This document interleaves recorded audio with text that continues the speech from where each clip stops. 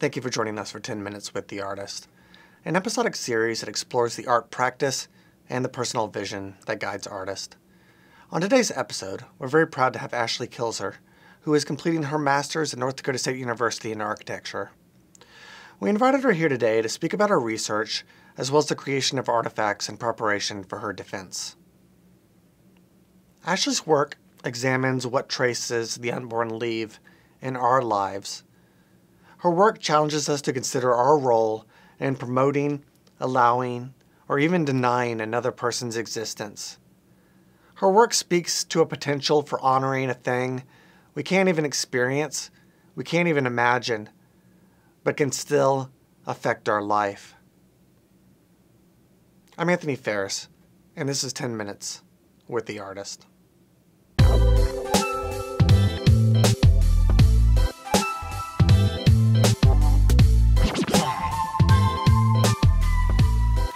Thank you so very much, Ashley, for joining us today on 10 Minutes with the Artist. I'm going to start off with a softball question. Okay, you ready? So what is the difference between life and non-life? Life and non-life. Life is born, it exists, and non-life is absent, invisible, can't be embraced or experienced. Can it be experienced theoretically and like in the mind of life, but the other one's not possible? Yes, I believe that non-life can be experienced in the invisible, in a theoretical sense, kind of through the imagination of what is existing and maybe what is missing, or traces of what have been and no longer exist in completion. That non-life can also be experienced through the fragments that remain. So speaking of which, are those fragments that you are including in your artifact, they're from past incarnations. Are they representative of ancestors? They could be, yeah. I think there's different meanings for the traces. They kind of represent the linearity of life and how there is a beginning and there is an end to your existence on Earth. However, those traces can resemble things that are still living, or things that are living right now, can bring back traces of what was in your ancestors, for instance. Yeah. So you chose to use the medium of paint, and I was wondering what qualities of the paint, whether or not it be in the liquid form or the dried form, expands on your metaphor and your story. Yeah, the paint, first of all, I chose paint because of its white color. I liked how the white was kind of a presence of absence, but also it existed, so there is a presence there too. But there's so many possibilities that could be with white paint. If you just add like one little dose of red, it changes the entire thing. It can't go back to white. You can't subtract it. And so that was the initial reason I chose paint. And then the big... the non-use of paint, so not in a traditional sense, but using it as a medium and not something that it would be applied to, but paint itself was kind of a different take on existence and the role of kind of creating something from nothing. And so the paint, as the linearity of paint, it dries in an atmosphere, so in like a space. But however, it's not, it kind of cracks and transforms as it dries, creating like a different identity from what it started with. And however, as it dries, it can't go back to its linear form. It does resemble what it was in the past, and you have to imagine how it was in its liquid form through the cracks and crevices that reveal itself. So when you're talking about maybe the unknown, the unseen, I think about maybe ghost, you know? This very sort of like mystical way of recognizing something that's beyond the body and maybe even beyond time. So are there different ways that we approach the unborn in that way, or maybe the unseen? Yeah, I never thought of the white as a ghost. But I think there's, in the linearity, there's a circularity of unknown, because when it's liquid, you don't know that it's going to crack or how it's going to crack. or even how it's going to dry or flake off. But however, when it's all cracked and things at the end, you can't really imagine what it was like to be like reflective in the wet paint. And so I think a ghost is like a resemblance of an existence that was living. However, it's kind of a shaded or like opacity that's different as it dries or becomes a ghost. Yeah.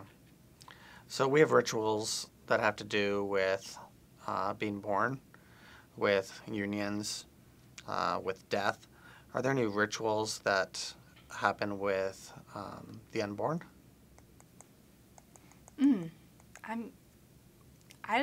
Not that I know of, and I think that's why I chose the topic, because it's kind of like an unheard of memorial for something that doesn't exist, or it remains an idea still, or it does but it's not represented. And so I think that's where the inspiration came from, because I don't know of any ritual for them besides like a personal, maybe something that you hide in yourself too, but nothing that's like can be shared in the unborn that is all around us. Yeah. One thing that I've been chewing on for a really long time is this phrase that you have called the continuity of death. Can you talk about that? The continuity of death. It's this movement of linearity of how we are in the present, but the death is continuous, because it's 12:15 right now, but the death of 12:14 just happened. And so it's this continuous kind of clock of death. However, you can bring something that's dead, so like an experience that you had in the past, into the future, and that like keeps the death alive. But death is like constantly happening. Things are constantly dying. We are aging as we're just sitting here. It's just putting it into perspective of it continues to live in your in your memory. Yeah. One thing that I sort of responded to with this idea of the continuity of death was that we are unborn, then we're born, and then we die. So maybe the unborn is death, maybe the afterlife is death, and life is just an interruption of that sort of continuity of death.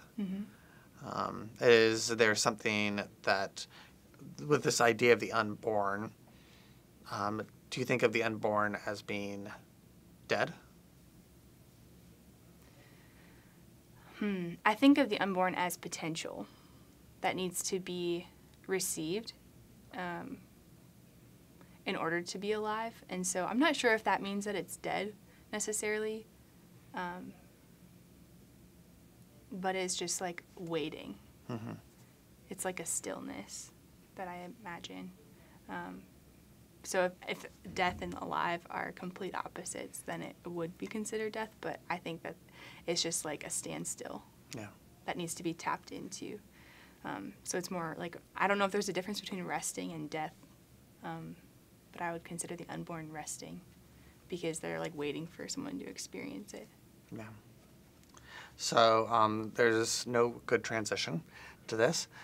So we'll just move straight into something a little bit more lighter, which is your process and how you sort of think about these sorts of things. So when you're creating, do you have a certain time of the day that you feel most creative? It used to be at night. I used to be like such a night owl. I would stay up till like 3 a.m. because I'm a social person, and so once everyone left, then I could actually get work done. However, I instituted a bedtime this semester because it was just getting a little too late, and so now my work time is actually during the day, which is nice because there's like different shadows and shades of the day rather than just like pitch black. Yeah. And it forces me to like actually pay attention to what I'm doing, because I do have to get to bed at a certain time and not just procrastinate things. Right. So I've become a day person. Okay. Well, welcome to the day. Thank you. So, is there anything that you're reading right now? I am. It's nothing architectural, actually. Okay. It's called I Believe in Love.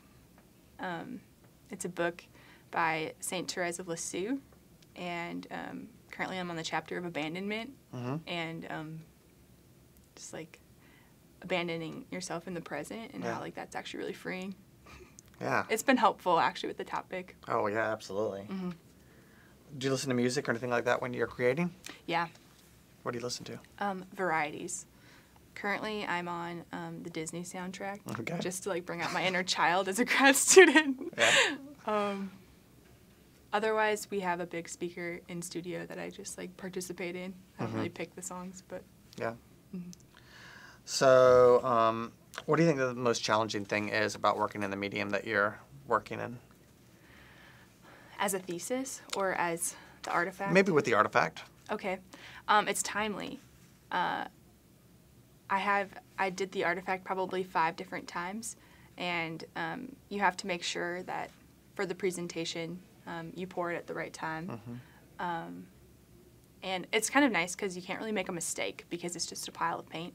However, how it dries kind of takes away the activity, I guess. And so I think that was the hardest thing. Yeah. The paint. Okay. And then I guess my last question would be, what's next for you?